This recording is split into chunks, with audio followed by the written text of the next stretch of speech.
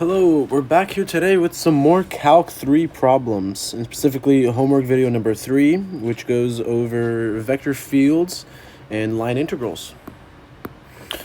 So for this first problem, we're going to be calculating the line integral over this point right here, following that line, and this point right here, following that line to the same point.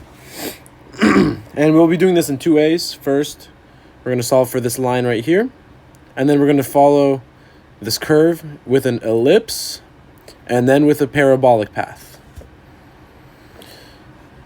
Okay, so the first thing to do here is to parameterize C1 as a line segment from 1, 0 to 0, 2. All right, so we got 1, 0, and 0, 2.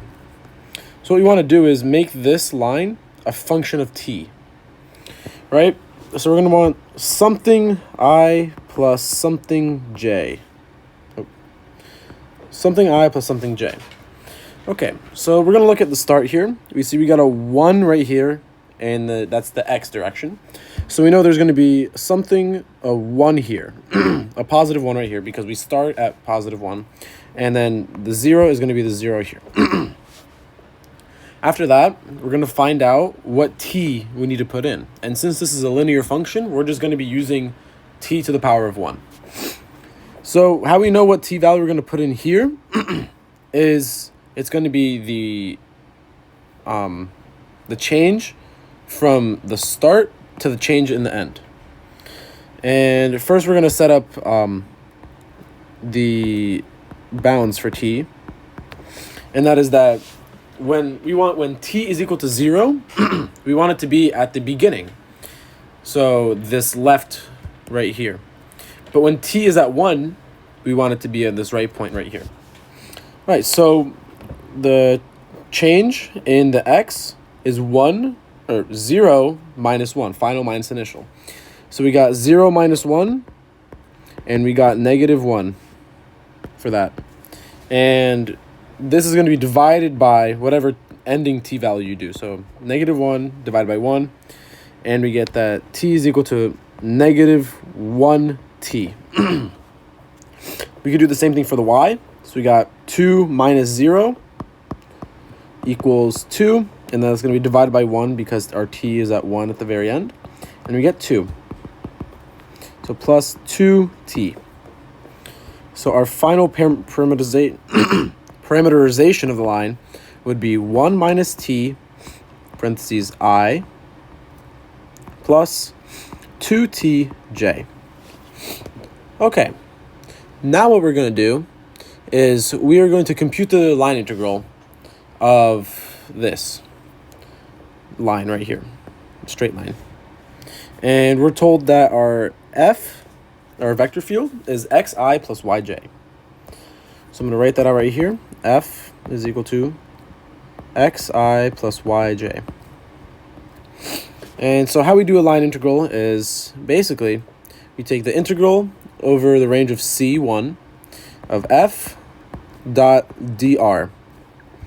And we could expand this out to be line integral from the bounds of c1 of f of r of t dot product with r prime of t dt.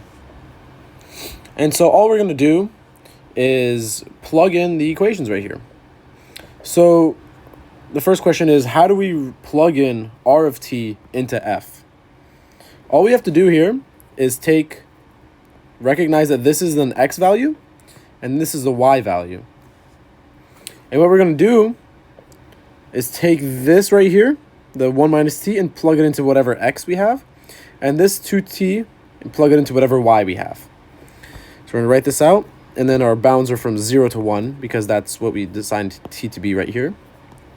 So from 0 to 1, and we're going to write this out, 1 minus ti plus 2tj, which is the same thing as the parameterization, just because this is x and that's y, and it happens to be the same thing.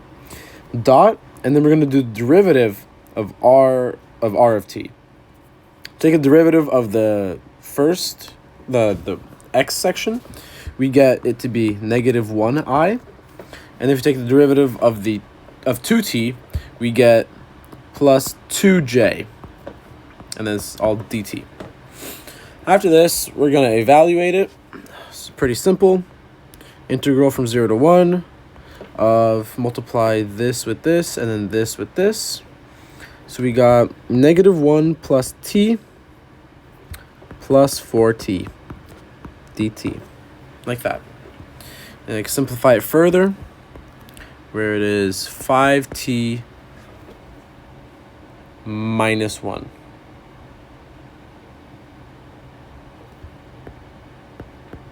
dt. All right.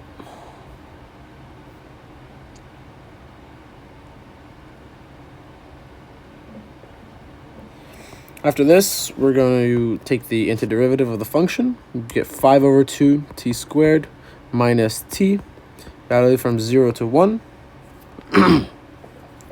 And we get 5 halves minus 1 minus 0 minus 0. And from that, we get 3 halves to be our final answer for the line integral. So now that we've done this and this check, we will do the line integral for C2 using both the parabolic curve, and then we will do it as a part of an ellipse. And I'll go through this relatively quickly. So we got the 2 points again, 1, 0, and 0, 2. And we want to make this a parabolic curve. And what we know of parabolic curves is that when a curve has the maximum on the y-axis, it doesn't look like this, bx, but however, it looks more like this without this middle term, because there's no horizontal movement involved. So we can easily plug it in and find for this. So we got y equals ax squared plus c. And then if we plug in the point 0, 2, we get 2 is equal to a times 0 plus c. So we get that c is equal to 2. And then we could plug it in for the 1, 0 as well. So we get y is equal to ax squared plus 2. And 0 is equal to ax squared a1 squared plus 2. Negative 2 is equal to a, and we get a is equal to negative 2. So our final function for this is y equals negative 2x squared plus 2. And how we parameterize this is we go and say that x is equal to our t, and then our y is equal to negative 2t squared plus 2. And that's how we get the parameterization of it. But we also want to remember that our starting point is 0, 1, 0. So when we arrange it with the I plus something j, we get that this is t, and it's going to be plus 1 because it starts at 1. And then we get that this is going to be negative 2t squared plus 2. Yeah.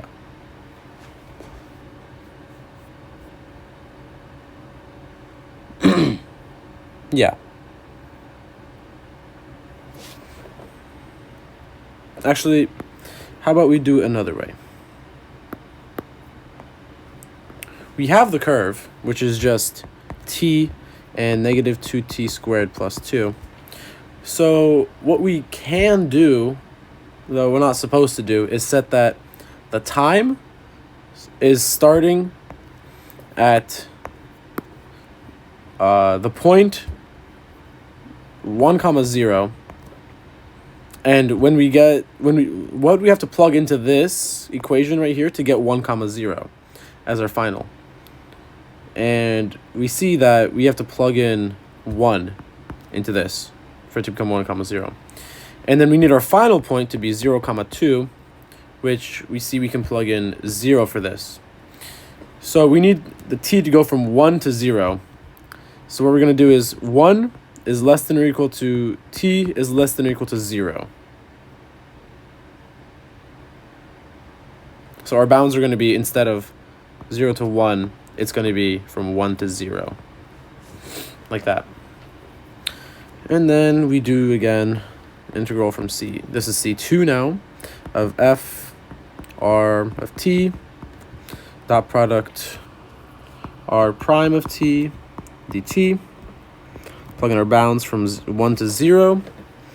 And then we know, because f is just xi plus yj, that we just take the regular parameterization equation. So ti plus negative 2t squared plus 2j, parentheses around those, dot product, and then we need to find the derivative of r, which is, the derivative of t is 1, I, and then the derivative of this right here is going to be negative 4tj. And when we multiply that out, we get t plus 8t cubed minus 8t dt. All right. And when we simplify it, we get from 1 to 0 of 8t cubed minus 7t dt. Do the antiderivative. We get 2t to the 4 minus 7 halves t squared from 1 to 0. And the 0 is crossed out, and we get negative 2 times 1 minus 7 halves. And from this, we get negative 3 halves, negative 3 halves, which is just 3 halves, which is the same answer we got from the linear line right here. So all it's saying is that the line integral from here, this point to this point, is the same whether you take this path or the parabolic path here. Now we're also going to do this with the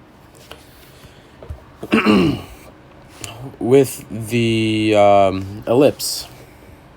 So we're going to say that the ellipse, it starts at 1, comma 0 and ends at 0, comma 2.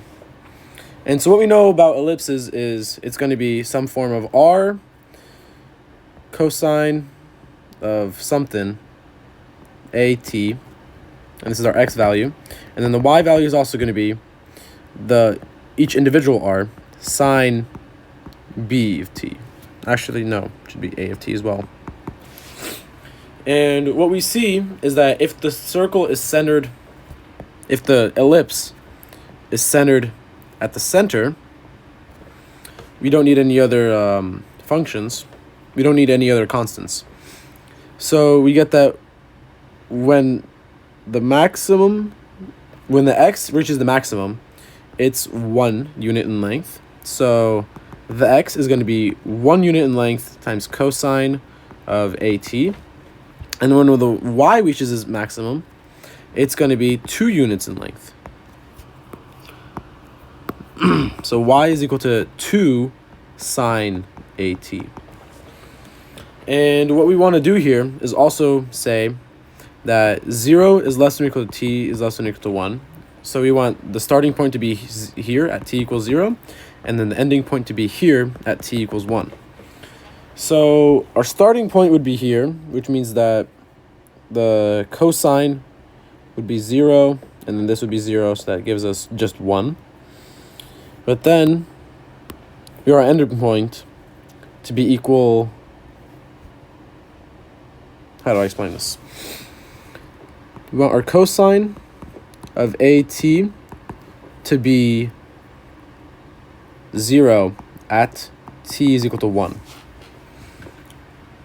So we need to find out what this means. So if we solve for t equals 1 here in this equation, 1 times cosine of a times 1 equals 0. And we need to find our a value here. So cosine of a equals 0.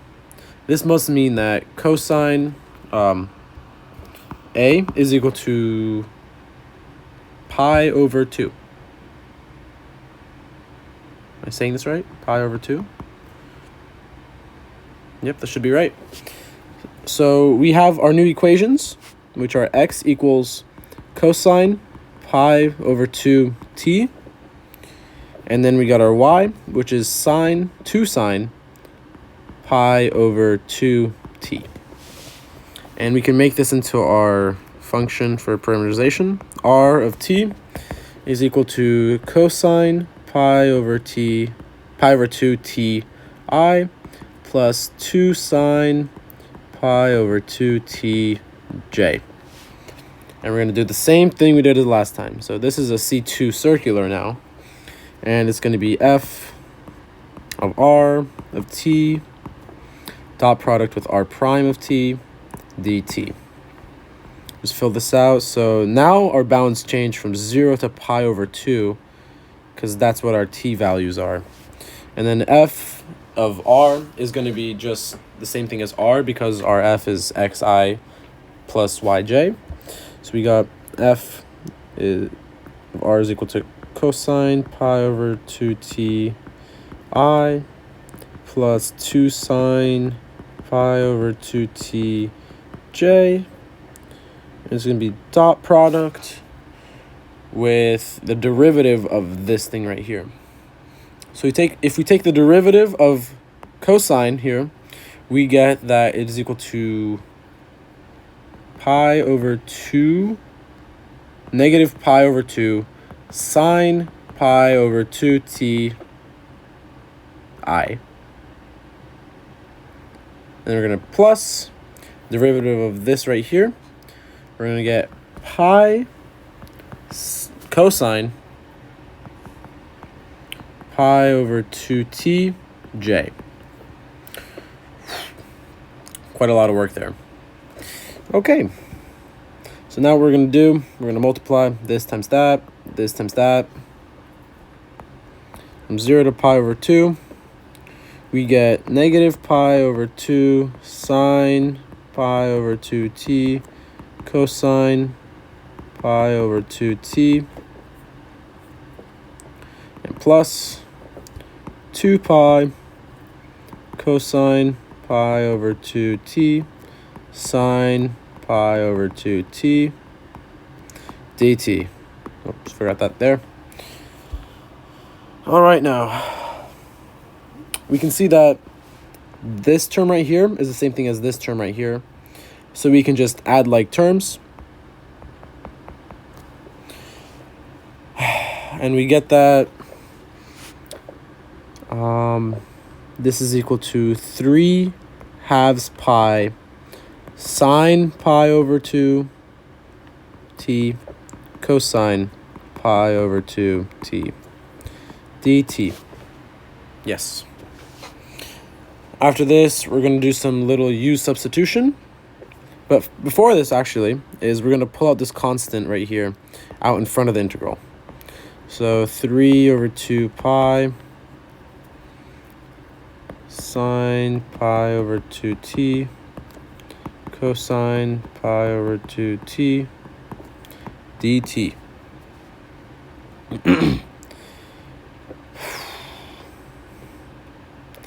All right, time to do some u substitution. So we're going to set our u equal to sine of t, and our du is going to be cosine of t, and equals cosine of t dt. Sorry, I forgot to include the pi over 2 there.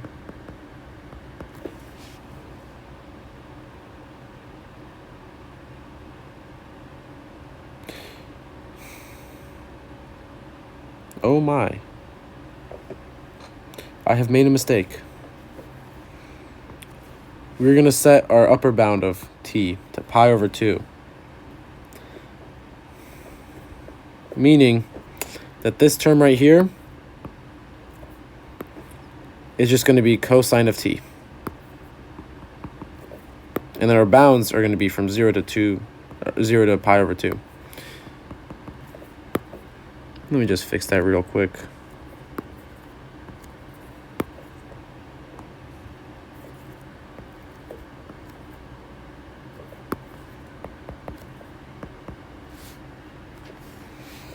Okay.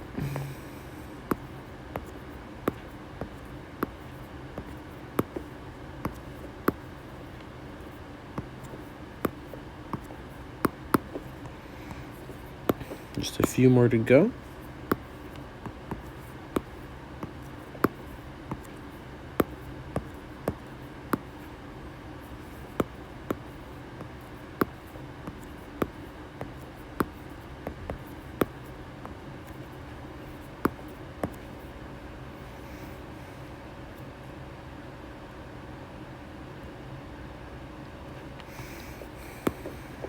I'm just going to restart from there.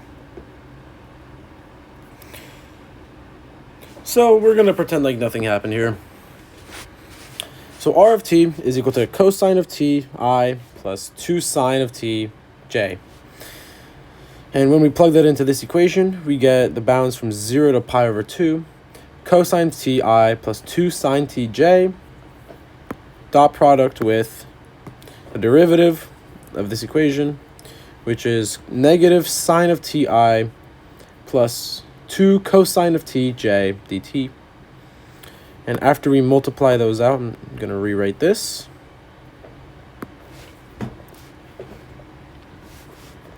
We get from 0 to pi over 2 of negative sine t cosine t plus 4 sine t cosine t dt. This makes it much simpler because these and this are like terms. So you can combine that, 0 to pi over 2. And it's going to be 3 sine t cosine t dt. We're going to pull out that 3 into the front of the integral. We've got 0 to pi over 2. 3 times the integral of 0 to pi over 2. Sine t cosine of t dt. Then we're going to do some u substitution. We're going to set u equal to sine of t, and du is going to be cosine of t dt. We obviously have this right here, which matches that, and this right here, that matches this. So we're going to do 3, 0 to pi over 2, u du. And what we're going to do is we're also going to set our bounds to be equal to whatever u we're going to be working with. So 3, and we're going to do u equals 0 equals, t equals 0. U is equal to sine of 0, which is 0. And then we get t is equal to pi over 2. We get u is equal to sine of pi over 2, which equals 1. Yeah. So our bounds are now from 0 to 1 in terms of u. And that's going to be u du. It's going to be 3, 1/2 u squared from 0 to 1. And it's going to be 3 times 1/2. And we get 3/2, just like the other line integrals. Okay, scrolling back up. We've done all of these and this. Now we're going to determine if f is conservative. So basically what this means is we need to make sure that f has a function in which the gradient of the function is equal to the line vector, or the gradient of vector field. And then we're going to use the fundamental theorem of calculus to compute the same integral, line integral from here to here without using any paths. Okay, so the first step we're going to be doing here is we're going to determine f of x of y so that the gradient of f is equal to f, big F. So what we know about how to get the gradient vector is you take the partial derivative with respect to x, and then you add it with the partial derivative with respect to y. So we got the same thing here, which is just xi plus yj. And what we're going to do now is, instead of doing the derivative, we're going to do the integral. So we're going to do the integral of x dx, and then the integral of y dy. And we get that this is 1/2 x squared, and this is 1/2 y squared, plus c, obviously. And we see that 1/2 x squared plus 1/2 y squared plus c gives us the equation of f of x, y, where if you take the gradient of it, you get xi plus yj. So the short answer is yes, it is conservative, meaning that any path you take with this gradient vector would be path independent. Any line vector you take would be path independent, meaning you can go any way from one place to another, and you would have, assuming those places are the same line vector. Now what we're going to do is take the fundamental theory of calculus, and basically what it's saying is that the f of the final point minus the f of the starting point equals the value. Or in this case, this value is the line integral. So we're going to take 1/2 x squared plus 1/2 y squared. And we don't need the c because the c is not going to be, it's going to be added here and then subtracted here. So it's going to end up being 0. And we're going to evaluate this from 1, 0 to 0, 2. And we get this should be 1/2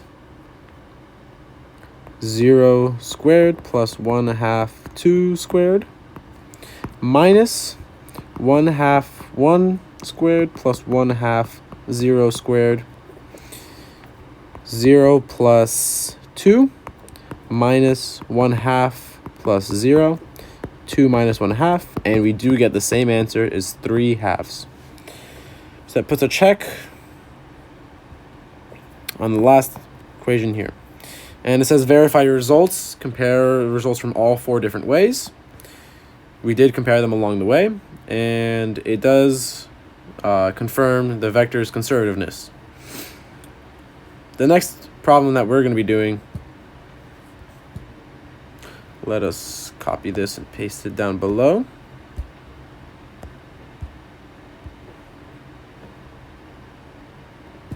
Next problem we're going to be doing is parameterization of a closed loop. So what we're going to do first here is, it says we got to parameterize each segment. So to make this simple, we will set t as starting at 0 and then ending at 1 here. So let's call this C1. Oh, it already has it labeled. Segment 1 from 0 to here. And then segment 2 is this one. Oh, sorry, this is C1. Segment 2 is this one. And segment 3 is this one. Okay. What we're going to do is, for R1, the same thing as before. We're going to do something I plus something j. And it starts at 0, 0. So there is no constants in there. So it's only going to be the t values. And we see that the t changes from, it's going to be final minus initial, so 1 minus 0 in the x direction. So it's 1, and then we're going to divide it by the final value of t. And we're going to get that 1t goes here. And then we're going to see that the final minus initial of the y value right here is 0 minus 0 equals 0. So it's going to be 0t. So our final R1 of t is going to be ti. Next up, we're going to do R2 of t, and that's going to be our second line segment right here. So we notice that it starts at 0, or 1 comma 0. So we know that we're going to have something I plus something j. And we know that the I is going to have a 1 there. So something plus 1 I, because it starts at 1 comma 0. And then we're going to look at these coordinates right here. These ones right here. We're going to take the final x, which is 0, minus the initial x, which is 1. We get negative 1. Divide that by the final t value, which is 1. And we get negative 1. So this is going to be negative t right here. And then we're going to take the same thing for the y. 2 minus 0 equals 2. Divided by 1, and we get 2. So this is going to be 2t here. So our final R2 of t is going to be 1 minus t I plus 2t j, which is the same as the first problem's linear parameterization for the line. Lastly, we're going to take R3 of t equals something I plus something j. And we see that it starts right here at 0 comma 2. So we got a 0 here and a 2 here. This is a positive. And then we see the change in x is 0. So there's 0 in the I direction. And the change in y is 2. So, and it's negative 2. So it's going to be the final, which is 0, minus the initial, which is 2, equals negative 2, divided by 1, equals negative 2. So it's going to be negative 2t plus in the y direction. And then simplifying this equals negative 2t plus 2j for R3. So we parameterized each one. And for each segment, calculate the line integral, which is going to be a lot of work. So what we're going to do here is set up C1, and that's going to be f of r of t dot dt, dot r prime of t dt. And we are using the same vector field, which is xi plus yj. So we know we can just take the r1 we have over here and substitute it into that. So ti dot the derivative of r1, which is just 1i dt. And this goes from, everyone goes from 0 to 1. We get here t dt. And we get that 1/2 t squared from 0 to 1 is equal to 1/2. So that's our line parameterization for the first one. We'll do the second one, C2. And just going to go from this function right here. So f of r of t, and we know because it's xi plus yj, we can just take this function. So 1 minus ti plus 2tj. And then we need to do the derivative of that, which is negative 1 here. Negative 1i plus 2j dt from 0 to 1. And then we're going to do the math here. T minus 1 plus 4t dt. And we get integral from 0 to 1 of 5t minus 1 dt, 5 over 2x squared minus t from 0 to 1, and we get that equals 5/2 minus 1, which is 3/2. This is our line parameterization for the second one. Last one, C3. We're just going to go back to this equation right here, and we're going to plug in negative 2t plus 2j. Yep, right here. Negative 2t plus 2j. Dot the derivative of that, which is negative 2j dt from 0 to 1, as always. Negative 4t minus, this is going to be 4t minus 4 dt. And we're going to get 2t squared minus 4t from 0 to 1. And we get 2 minus 4 is equal to negative 2. Okay, so we got each of those functions. This is for C1, this is for C2. This is for C3. So we got those, show the parameterizations. And then we need to sum of the line integrals. So we need to see that the sum of these all are 0. So C1 plus integral C2 plus integral C3. And then we get 1/2 plus 3/2 minus 2. And we see that that's equal to 2 minus 2, and it equals to 0.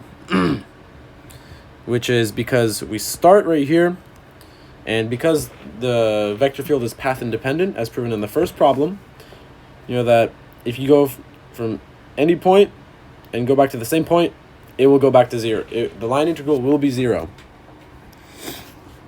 And I believe, yep, verify using the fundamental theorem of for line integrals. So what we're going to do here is verify that same thing.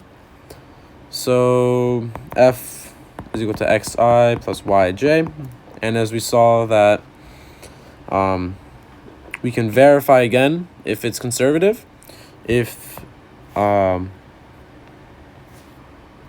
take the derivative with respect to y of the first one plus the derivative with respect to y of the second one, my bad, minus the derivative of the y equal to the second one is equal to 0. That is because if you take any function, f of xy and f of yx, both equal each other. So if they both equal each other, that would prove, again, that this right here is a conservative function. So we take partial derivative of y with respect to x minus the partial derivative with respect to x of y, and we get that it's 0 minus 0 equals 0. So yes, it is a conservative function.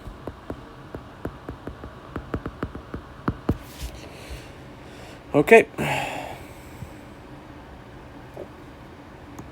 We determined that it's a conservative vector field. Find a potential function. We found it in the first problem. Might as well do it again. Integral of x dx, and then integral of y dy. 1/2 x squared plus 1/2 y squared plus c is equal to the original function f of xy. Yep. Get that. And then we need to use the fundamental theorem for line integrals to compute fc of f dot dr over the closed path and confirm that the result is 0. So what we're going to do is integral of f dot dr. You know that the integral of f is just f of xy, and we're going to evaluate that from 0, 0 to 0, 0. You get 1/2 x squared plus 1/2 y squared plus c, or not c in this instance. Evaluated from 0, 0 to 0, 0. And as you would expect, 0 minus 0 equals 0. So we have said that the sum of the line integrals is the same as the way of proving it using the fundamental theorem for line integrals. So we have proven part C. And that is all for today. It was quite long, but it was the last homework assignment for Calculus 3. Thank you so much, and have a great day.